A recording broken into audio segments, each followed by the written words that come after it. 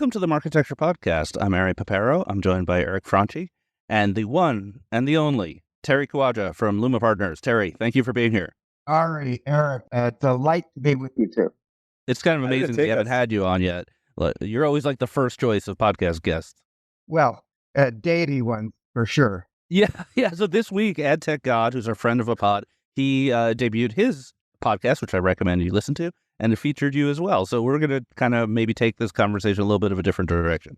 I'm a big fan, and I listen to every episode. So some housekeeping. So this is the second week we are debuting our new segment called Justify Your Existence, where we interview small ad tech, martech startups, and they have to justify their existence. This week is with Opinary. So please listen after the interview with Terry, and you'll hear that great little segment. All right. So everyone always talks to you, Terry, about the M&A market. Is it coming back? Who's the targets? Well, it's consolidation, the usual shtick. We want to kind of talk about different stuff. Because I personally, was involved with you. You represented Beeswax through our sale of Comcast. And, my main use of you was as a therapist.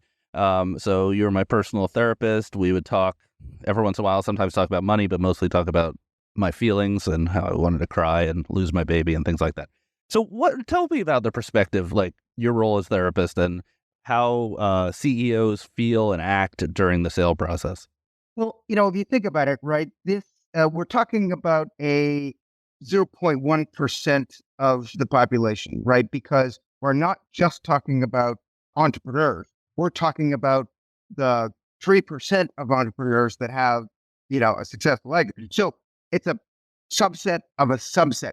High-performing individuals. These are people that, if they're successful, they love what they do. They're passionate about it. And think about it. This, if it's their first or even if it's their second exit, it's probably the single most important event of their life, next to their marriage, birth of their kids, on the personal side. So it matters, and getting it right matters. So just think about it. The poor person, he or she, has just built this company usually over years, blood, sweat, tears, dealt with those, venture capitalists, oh my God, and manage their board, manage customers, all of those machinations. And here they are at the precipice, and you've got a company that's much bigger, much more powerful, very professional in terms of how they do these acquisitions. And it's probably, they haven't done a lot of these.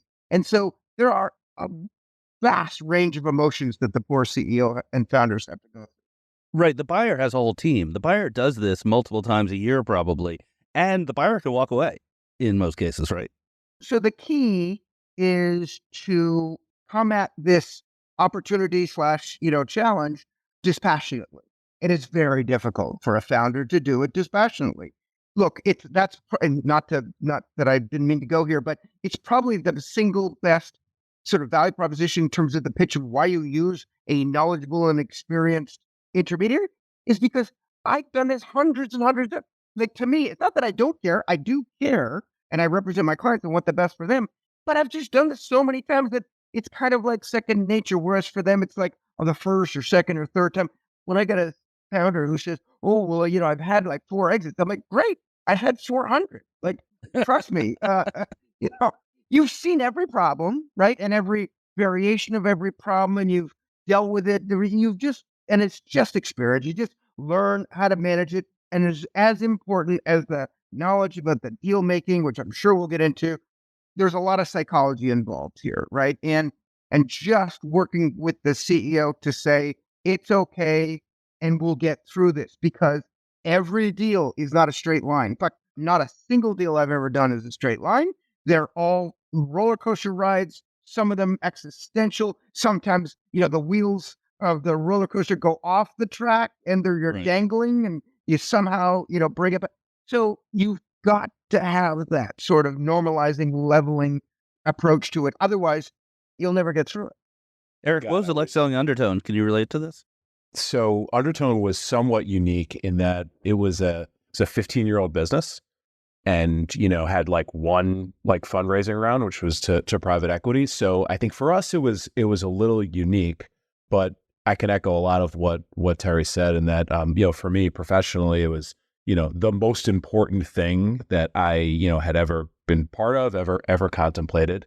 I was wholly unprepared for the process in terms of how many times it like seemingly died, seemingly came back to life. Like, the ups and downs were quite intense. And, we don't need to get into too much of like founder therapy and stuff like that. But, the stuff that they don't prepare you for, and Terry didn't even mention, was, sort of like, what do you do after the sale? How do you manage like, your own sort of psychology and what you do from here, whether you stay at the company, whether you don't stay at the company. We can go down a lot of rabbit holes, but yeah, I can say like everything Terry said, like happened over the course of a very contracted time frame. And it was stressful. Let's talk after the sale. That's a rich topic.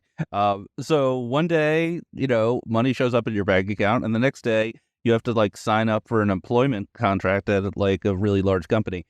Pretty weird. It's like the analogy I use with other entrepreneurs is it's like sending your kids to college. You're just you drop them off, you come home, and you're like, okay, what now? This is interesting. Now what? Now what? Exactly. It was, to me, and again, I'd love to hear from both of you, it was the most anticlimactic thing ever, because it's going to happen, right? You've been like pushing towards this for months, like the close date. It's just like numbers on a screen in terms of closing and everything like that. It was so anticlimactic, and I was just like, that's it. Well, Yeah. Often I think what founders find when they get through, especially if it's a very successful exit that's got like sort of life-changing economics associated with it, doesn't change your life in the ways that you think it will. Like, it's not like you go, well, I mean, I suppose some go out and buy a Ferrari or whatever, but most people, it doesn't materially change except for one thing. And that is that black cloud that always sat in the back of your mind, the fear about, am I going to make it? That basically, it just clears parts and it dissipates. And so you're like, oh, okay. Like the pressure, that kind of gnawing negative anxiety dissipates.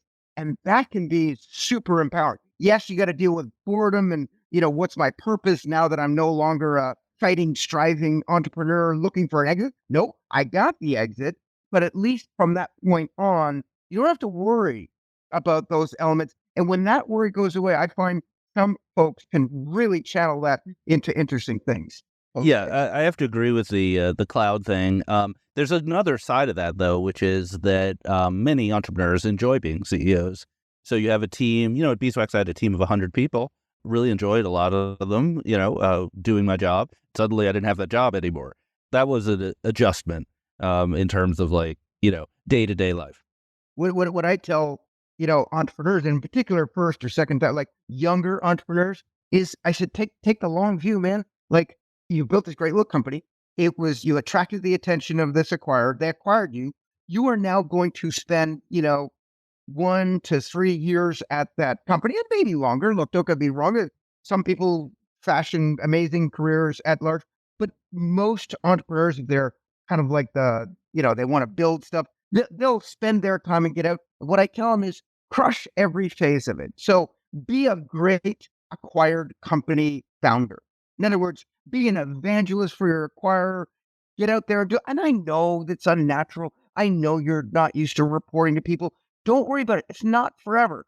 And be a great acquirer so that and by the way, and network like hell. So you think about, folks like Nat Turner, right? Dude was 18 when he started his company, 22 when he sold it. And he went to Google, and after a year, he called me up and he said, I'm out of here. It's like gnawing at me. I just want to do other stuff. And I said, take a chill pill is what I advise. And maybe I know you have a 3-year contract. Stay 1 more year. I mean, just do the 2 years. And, and by the way, call Neil. Don't go around their backs. Call him. And he did. He called Neil and he goes, I want to leave. And Google made it worth his while to stay. And I said, and network like hell with all those great engineers at Google, so that when you do leave and you go do your next big thing, you'll have this vast ecosystem of folks with whom you can leverage. And that, of course, that's a extreme case because he went on to do another startup in the cancer data space and sold it for $2.6 billion. So Yeah, that's quite a story. Well, one of the things I think that is interesting is that in the deal process, when you're getting closer to finishing a deal, you start negotiating what your job is going to be. Because often the acquirer doesn't have a job for you. It's not, you don't fit in. They're not going to make you CEO of your acquired company unless it's private equity. Like, any advice on how to shape the job that you're going to be given in the new co? It varies whether you're services or tech, and it varies in terms of what your role was at the startup. Some CEOs are more product centric, and they may get a bigger job in running a broader product organization. That, as you well know, can be nightmarish at large companies because you get involved in all kinds of politics that have nothing to do with product. Yep.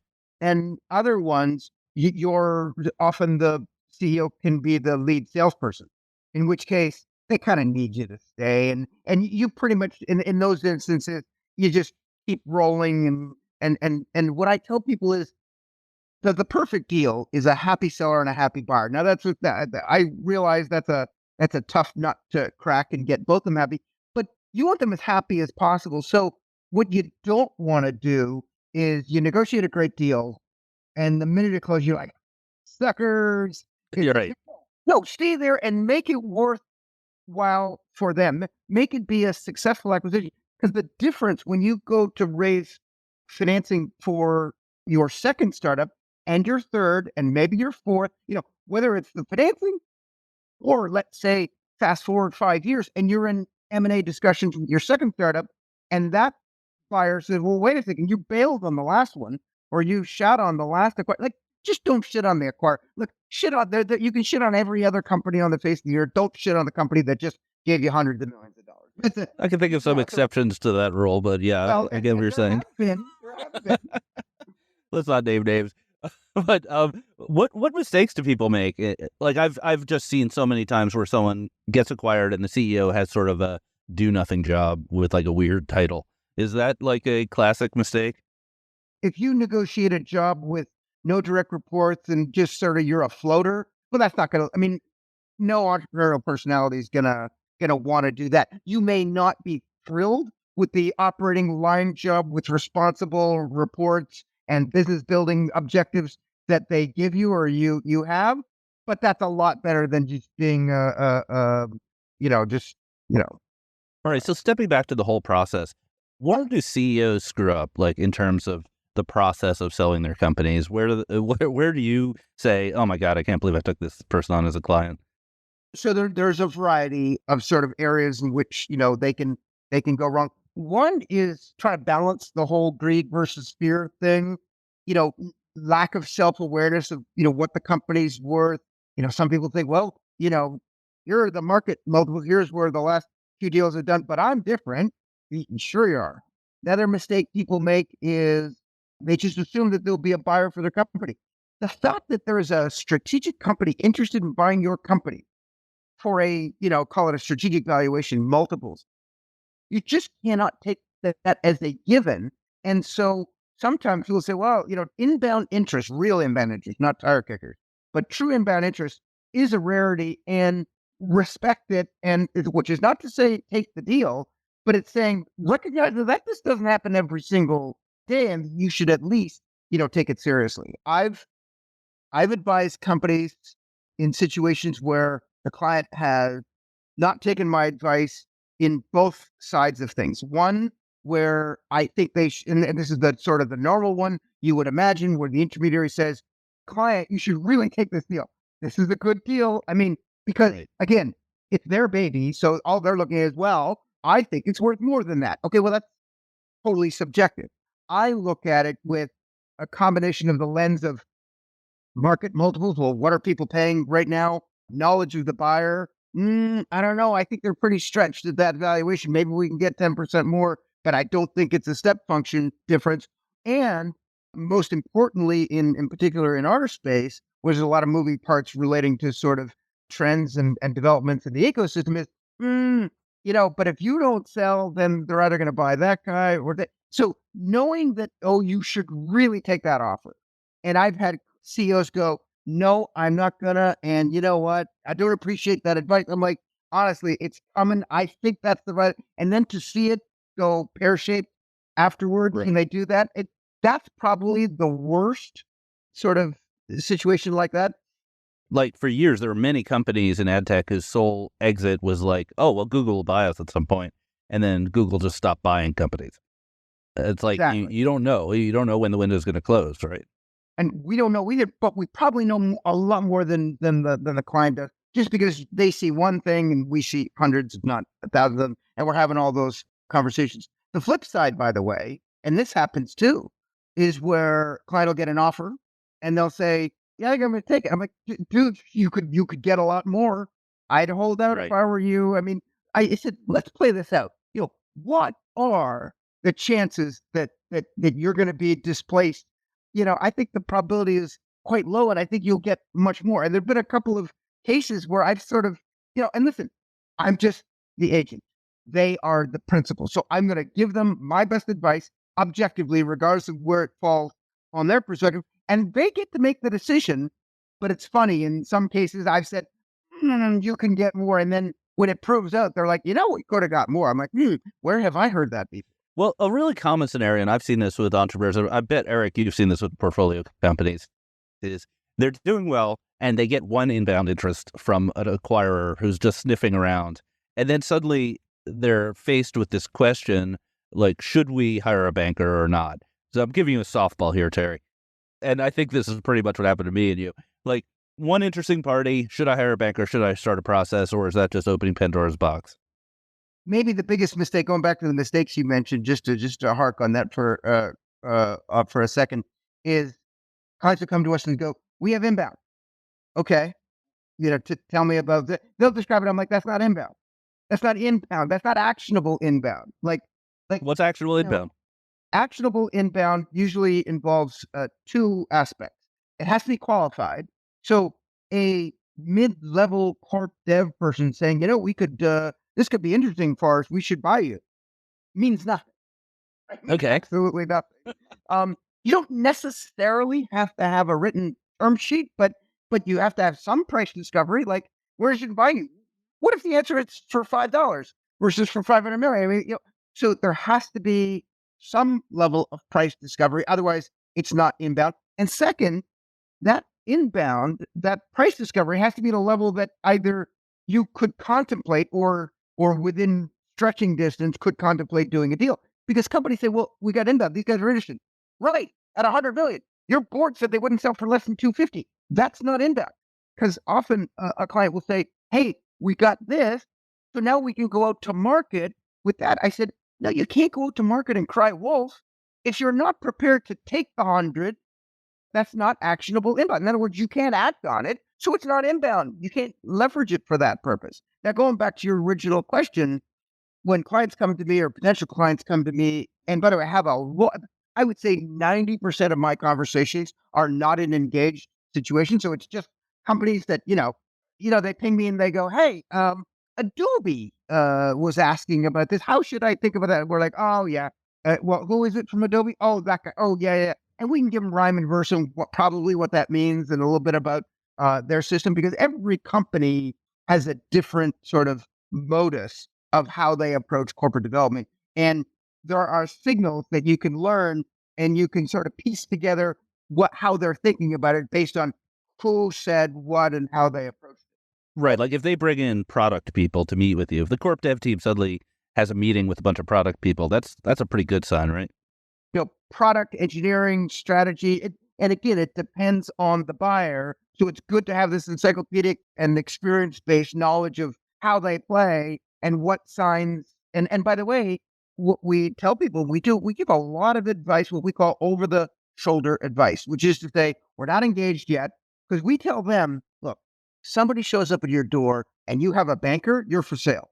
So they'll say, hey, let's engage you. And we're like, whoa, slow down. Right. Tell us about the situation, which, by the way, was exactly what happened with you, Ari, because, you called me in the summer and you go, these guys said this. I'm like, we said, if you recall, the way I recall the set of conversations, we said, okay, well, that's good. That's interesting. Maybe it's actionable. We'll see. And, we gave you we're saying, well, test it with this. And we like to put them through gates, and that qualifies their interest. If you say no, if you say, well, but, I need this. And then they do that, well, then that further qualifies them. And in your instance, we got to a sufficient comfort that there was interest that we felt could be actionable, that we then did what we call a market check, where we got enough confidence to, first of all, get engaged and then have those other conversations. And in your instance, Ari, I'm pleased to, you're pleased to know that, of course, it was one of those parties. We got 3 additional parties who wanted to buy the company, and one of them substantially outbid the initial interest. So just to, I won't disclose any names, but we had a qualified interested party who kind of kicked off our process and kicked off with Terry, but it turned out that they were the low bidder. So it's interesting. Yes, but they were qualified. But you recall, we had a conversation in June or July. Yeah. And you said you relayed a conversation, and I said, okay, but that's not qualified yet, right? That's inbound, but it's a qualified inbound. It's not actionable inbound, certainly.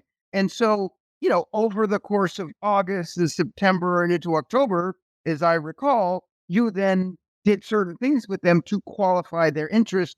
And then ultimately we got to October and the bidding war started, and away we went.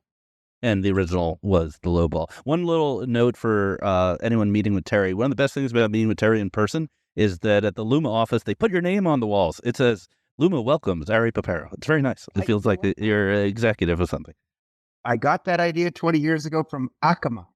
It's a good idea. It's a great idea, right? Yeah, it's a great touch. 2 sort of quick questions on this subject. Can you ballpark what percentage of this inbound that we're talking about, CEO receives, some sort of inbound, unqualified, that comes in cold actually materializes from a deal versus one that there's some sort of business relationship between the companies? Single digit percentage. Yeah. So cold. Single digit of cold. Single digit. That turns into something.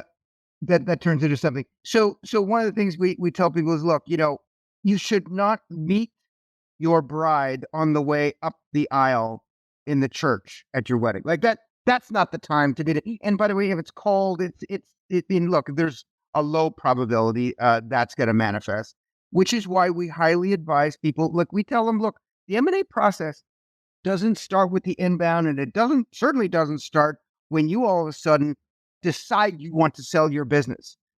This is not something you do last minute. We say business development is the best path, corporate development. And so, odds are, and in particular in this ecosystem where everyone's connected with one another, you're probably doing business with the acquirer, right? There's some integration, there's an API. They're able to see your technology in action. And the reason why that's important is because, the motive, and this is getting into, motivations of buyers, but motivations of buyers, they're essentially, they work at a large corporation, right? And their responsibility, or at least some of them, is to do successful acquisitions. And for them, it's not upside. It's not getting something that ends up being worth 10x what they paid for. That's good. Don't get me wrong, but that doesn't really affect their careers that much. Buying something that ended up being worth 10% of what they paid, that can lose them their job. So my point is, corporate development people tend to be risk averse, and anything that you can do or demonstrate that would de-risk an acquisition will make them feel much more prone about doing the deal. So integrations, we are already working together. We don't have to even diligence that. We know how that works. So it really just then becomes down to a build versus partner versus buy decision. And when they kind of understand the economics and the workflow, it de-risks it for them. And by the way, de-risking, if you plug less risk into a financial equation, into a DCF, it means higher value. So they can afford to pay more and stretch because they know the downside is limited. And that is the key to the psychology of the buyer, which is almost entirely opposite of the psychology of the seller. So on the buyer side, we talked a little bit about what CEOs do to mess up deals. What are bad behaviors of buyers? A pattern we see frequently is the arrogance of buyers, especially big, capable buyers, to say, well, we can just build that. Of course. And the answer is, no. Well, and by the way, if we just point to the fact that you have 6,000, engineers, Yes, in theory, you could just build that. But in practice, we know that just that dog don't hunt, right? Either you won't shift the appropriate resources towards it, human or capital, or you won't get there in time. The market's here now. If you want a solution and these other competitors are crushing you, you need something yesterday. And so turns out here's this team of, entrepreneurial oriented people, which by the way, I'm of the view that if you're a big tech company in particular, you need this refresh of entrepreneurial blood into your ecosystem to just, stay on the leading edge of things. So, yes, you can get to market faster. Yes, these are a great team that understand all the machinations of that particular use case. But also, it's just the people, just the mindset of that type of employee that you want to have in your organization at times of highly dynamic changes. What about deal red flags? Like when you're in the middle of the conversations between buyer and seller, what can a buyer say that makes you as a banker say, oh, these guys aren't serious, or we should probably stay away? Personnel changes. They get a new person in, they say, let's take a pause. We have to reassess because, you have this dynamic at the buyer. Most large companies set up a 2-team acquisition team. You got the sponsor, which will often have product people inputting as to whether this makes sense. And by the way, sometimes you'll get a product person, often in the form of a CTO or a CPO, has an attitude of not invented here. And, Right. and so not only is that a plague of the, large tech companies, it can also be a plague of smaller tech companies who are like, proud. And Trade Desk, Twitter, those are companies that like, nope, we want to build it. And so that's fine. But identifying that early is a red flag because often they'll just want to learn more and not end up filling on the deal. You broke our rule of not mentioning Twitter. Like we've, I think we try to avoid mentioning Twitter, and we always fail at that. We could probably talk to you forever about these subjects, but I want to go through the news of the week. So we're going to take a quick break. We're going to come back with talking about Google antitrust and the Trade Desk's latest moves around floor pricing. So hold on one moment. All right, we're back. So Google antitrust. So the first Google antitrust trial starts next week. This is not the ad tech trial. This is the search trial that we've been talking about for a while. So the allegation really roughly is that Google is using its market power to buy the default search placement on Apple devices and other devices like that. It's an interesting situation because if they lose this trial, it could have sort of a pretty immediate and big effect on the revenue, given the profitability of search. Terry, have you been following this? Any thoughts on this? Yeah, I mean, I've spent way more time on the ad tech machinations than on the search one. If I'm Mr. Google, my highest priorities are, search and YouTube. Right. Those are my sacred cows. Yeah. And I'll do almost anything and everything to protect those. So I think you'll see them go full bore defense on search. I think that on the ad tech side of things, and by the way, they're piling up on ad tech, right? They're the Texas state one. There's another state one. There's a federal one, if not two. There's an EU one. There's a UK one. Yeah. I've heard that there's like a German one brewing. So everyone's kind of ganging up on the ad tech one. And if you ask me, the search one, Google search didn't get their 90%, 91% in Europe or globally market share by coercion. I think they earned it. It's a better product. It's a verb. No one said, "Well, I'll bring that and get back to you." It's like it's so. I think that it's earned now.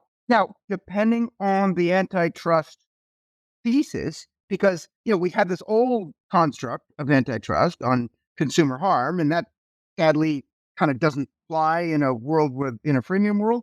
So they have to sort of figure out what the thesis is. And quite frankly, I'm not really sure I've heard a good deliberation. I've heard what Lina Khan and others have said, but I haven't really heard a thesis. It kind of reminds me a little bit of the Microsoft antitrust case, which is operating system to browser, a little. Either way, I guess there's a strain of thought that I've talked to actually some former Googlers about, that if this case doesn't go that well and they think they may lose, they may sacrifice ad tech, try to combine the two issues and just say, okay, drop this case and we'll give you a win and we'll spin out the ad tech assets the way you're asking in the other case. We'll settle the other case.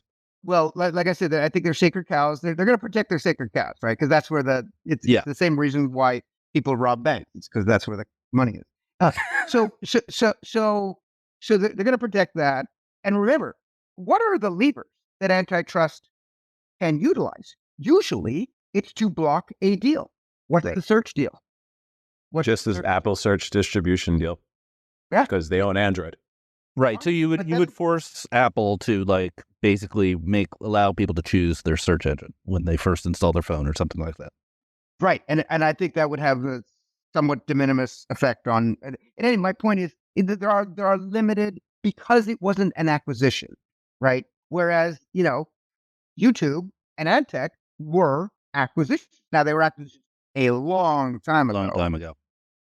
But they are different businesses, and that has more echoes of Microsoft in the sense that the utilization of one was coercively and influencing the product choice of another. And in the case of ad tech, I think we've now seen the arguments delineated. I have a nuanced thought about how Google might approach this, but it's along the lines of what you said, Art, which is even within ad tech, there are assets that I think they would rather keep. I think they'd rather keep the DFP business because that gives them ties into all the publishers, and that just allows them to perpetuate more and more products going forward. If there was one division that Google would probably not be so dismayed parting with, it would be AdX. So not GAM, subset of GAM, AdX, because third parties, their lowest margin business by far, it is probably the source of 85% of their privacy headache. I think they'll defend search on its own merits. I think within ad tech, they will tie it to privacy and say, look, guys, you're coming at me with all of these things. And, privacy and antitrust is like the two blades of a sword. You cut one way and you help one and hurt the other, and vice versa when you move the sword in the other direction. So I think they could say, guys, can we talk about a holistic solution here? We'll help you on this privacy stuff. Let's face it, the whole reason why cookie deprecation has been delayed as long as it has been is because of the UK antitrust threat. So they're going to protect antitrust first. And the way they do that is they say, guys, take AdX, and by the way, all of us in ad tech know that that's not much of a give. But let me tell you something. We're talking about the electorate. And by the way, there's an election coming up next year. I mean, the Biden administration couldn't claim we defeated big tech by forcing a divestiture, and turns out we all look at it and go, really? I don't buy that. I don't buy that. But the reason I don't buy that is because AdX without GAM is useless. And almost all the allegations of the antitrust are based around fundamentally the monopoly in GAM and the fact that they could do whatever they want to GAM publishers and they can't leave. Look, search is fine without GAM. It's GAM and AdX together. Well, let's just say the antitrust case, the federal antitrust case, the remedy they're asking for is a spin out of AdX and GAM. Right. Specifically, they're not asking for DV360 spin out. They're not asking for anything else. So we have a banker on the show. Okay. So Terry, you just got your biggest contract ever. You're the banker in charge of spinning out AdX and GAM. What's it worth? How do you get the valuation? It's worth a lot of money. Somewhere between 300 and 500 million. Billion. How do we get there? So GAM, I have an educated guess that GAM is like a $500 million SaaS business, somewhere in that range. It's probably very profitable. Educated guess. I might be off by 100, 200 in one direction or another. Okay. I think that's a pretty good estimate based on my knowledge of the business. Not AdX, no transactions in that. That's just CPMs paying that penny, 2 penny ad serving fee. About 500 million. So like 10 billion. Right. So that's what you would value that at 10 billion? Yeah, somewhere between $7 and $10 billion. Yep. So then what's AdX worth, and how much volume goes through AdX? I don't think we know, but AdX is the largest ad exchange, and the programmatic world is about 25 billion according to eMarketer. So maybe they're transacting 10 to 15 billion a year on AdX. Does that sound right? So that sounds like a 2x trade desk. So call it 60 billion. So that's $75 billion, 75 billion dollars. Okay. Right. So when I said 3 to 500, I meant that's with DFP. That's the whole. Yeah, GAM, DFP, GAM. I was using GAM, DFP. So the problem is, though, if it was spun out, they would lose a lot of their liquidity, right? They would lose the Google Ads liquidity that comes through, like all the demand, right? And they would lose all the tricky little things they've done to boost They demand. wouldn't lose it right away. No. Right. I mean, they would have 100% of the party. Remember, people talk about who would buy it. No one's going to buy it. It would be a spin out to Alphabet shareholders. Right. So immediately it would have a large and diverse shareholder base of all those major institutions. It would be sizable enough that it would be a macro cap tech stock, which, if you understand the structure of the buy side, means most of those big institutions would need to maintain holding it. Because basically the way the buy side works is if there's a big company out there, you probably have to own it. And it would instantly be added to indexes. Instantly be added to indices, indices. It probably would, it might hurt the trade desk a little bit, but it would just be, yet another competitor. But remember, other companies would have to take away Google as a client. They make it a little bit more competitive, but at the end of the day, they would be the largest player. They'd be much larger than the trade desk, and I think they have a good chance than any of retaining that business. It'd be pretty fascinating. It'd be sort of like a little bit of a Baby Bell situation where the spin out could act monopolistic as well, and it'd be pretty hard to stop them because they would still have the GAM monopoly. Well, what I've heard is what does that actually do? From the objectives of the antitrust folks, other than declare a win, does it really change pricing dynamics? Right now, does the trade desk versus Google change between the trade desk versus spin out? I don't know. It's hard. That one's hard to forecast. So more than a decade ago, when you were the banker on the deals that built this, right, Invite and AdMeld, was there any glimmer of an idea that a decade later this would be happening? I mean, I would assume that folks were doing the the probability set of all sorts of potential outcomes, but this level of regulatory scrutiny and potentially having action, was that did anybody handicap that at the time? Let's remember that 12 years ago, 13 years ago, when we did Invite, I went to Google in the fall of 2009, so now 14 years ago, and said, congratulations, you just launched this thing called AdX, which nascent, right? Just de novo. And I said, think about it. You built an exchange, and an exchange needs buyers and sellers. You've got plenty of sellers. You got plenty of supply, your own supply, right? GDC has got enough supply to make this a successful exchange if we can actually get programmatic, off the ground more than just the nascent, right, media transactions. And I said, but the buyers are not used to buying programmatically, so you, Google, need an on-ramp. And they're like, okay. And I said, an on-ramp would take the form of a DSP. And so we got to, and it was really a couple of choices, and ultimately they decided on Invite, and the rest of this is history. But that got them the on-ramp. Then they had the exchange, they built the exchange. They didn't worry about supply. But then we had the next year we had another conversation. We said, right, but you should have a diversified supply and maybe take a competitor out of the market. And then that led to AdMeld. At the time, before Invite, for the full year up to its acquisition, did 10 million of gross revenue. I think it did $1.5 million of net revenue. It was so tiny. Nascent. It was small. Did we project that programmatic would be doing $150 billion? No, I don't think anybody had that in their ecosystem, other than saying that this could bring real weight to this notion of programmatic ad sales and bring heft to it and scale and real technology. And if it works, it's going to work on a large scale. Turns out it worked on an enormous. So I could give some color here because I was on the deal team on the buy side at Google. So it was really led by my friend Scott Spencer, so I don't want to take credit for it, but I was involved in it. And I think we really didn't understand what was going on, honestly. We at DoubleClick on the buy side, which I ran on the product side, we had this sort of strategy of bundling. That was the strategy. So we had DFA, which was the dominant ad server, and then we would add DoubleClick Search to it, and then we had DoubleClick Rich Media to it. And every time we added a new product, the customers liked it more, they paid more, and it was really tough on the competitors because there was a big advantage of only having one buy-side platform. And we saw DSP as another segment. That's how we thought about it. We thought, like, hey, we're hearing from our DFA customers that they're using Invite or MediaMath or whomever as a DSP that's threatening to us, and also we should be able to grab that segment too. We did not think, I certainly didn't think, that it was going to be a multi-billion-dollar media opportunity where we would take, 10, 15% of tens of billions of dollars running through it. And that didn't really evolve till the whole thing got rebuilt a couple years after I left, and sort of the Google team kind of took over D360 and made it go kind of hyperscale. But it was a great story.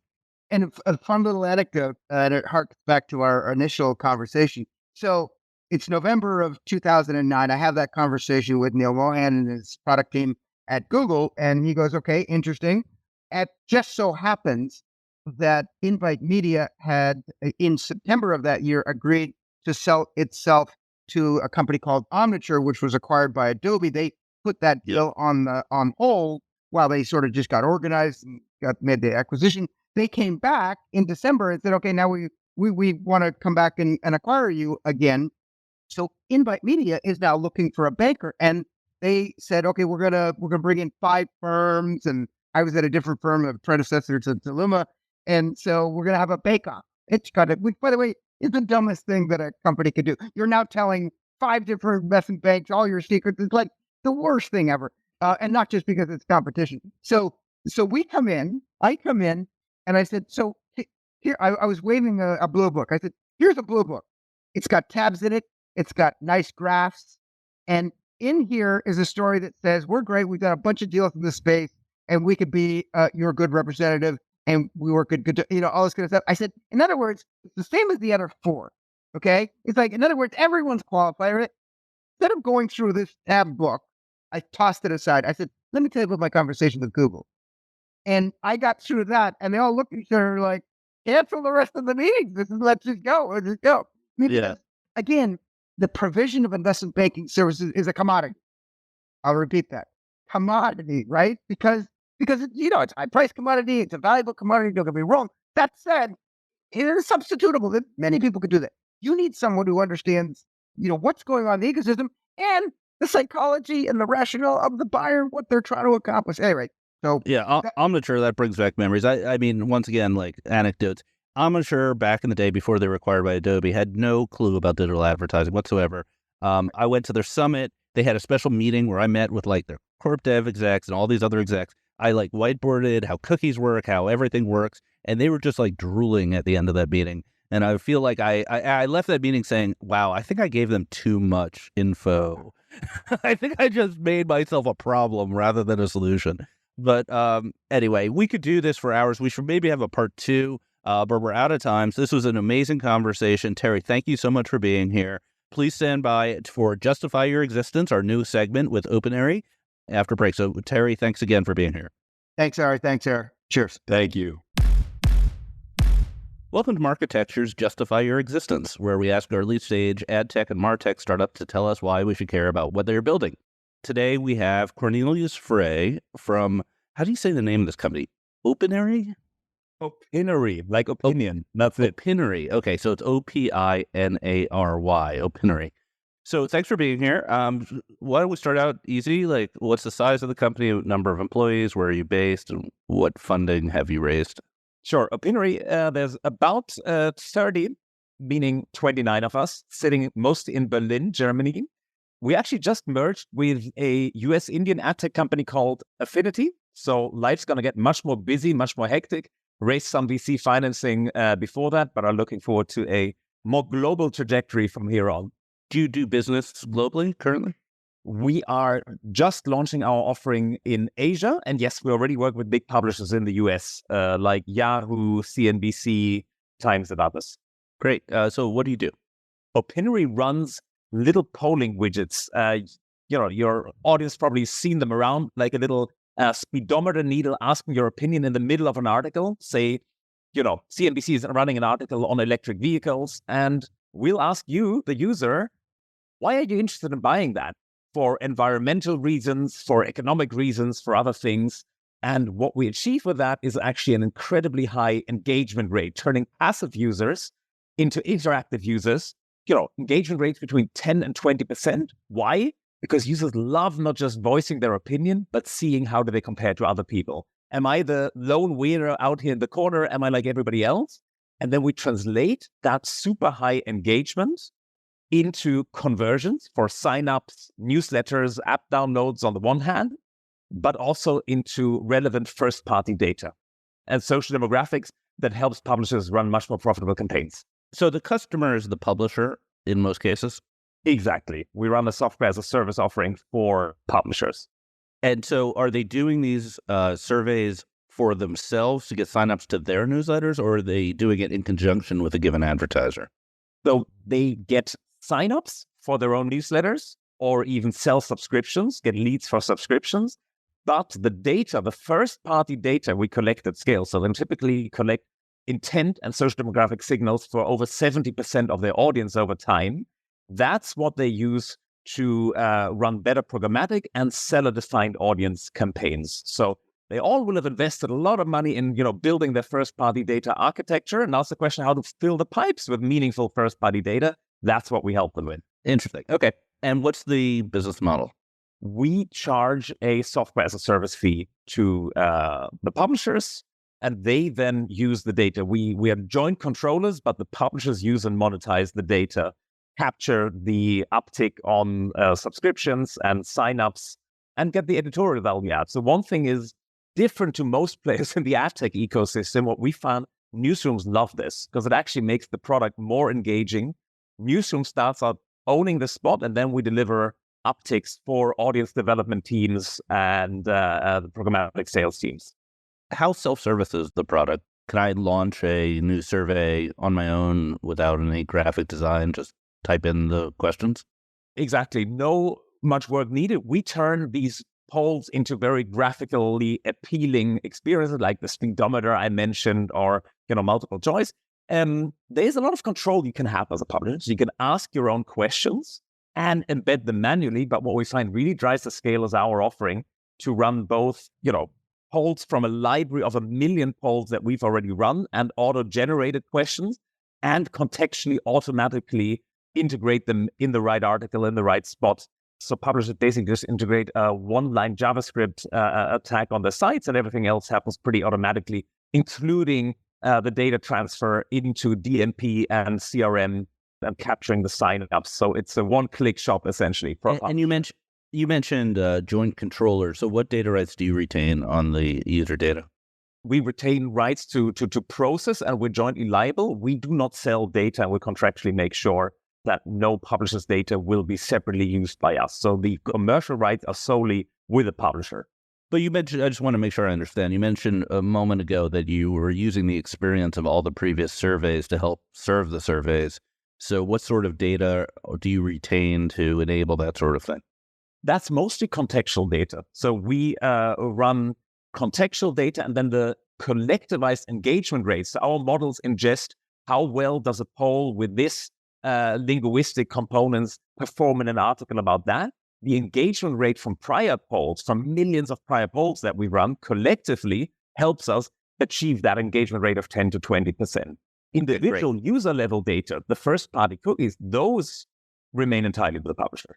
Great. Okay, well, one last question. If your startup, your company was an animal, what animal would it be? That is a great question I've never thought about. Somehow I'm thinking about a tiger, but I'm lacking the right reason. I just like tigers. Lions and tigers are everyone's default. That's what everyone says when they can't think of another one.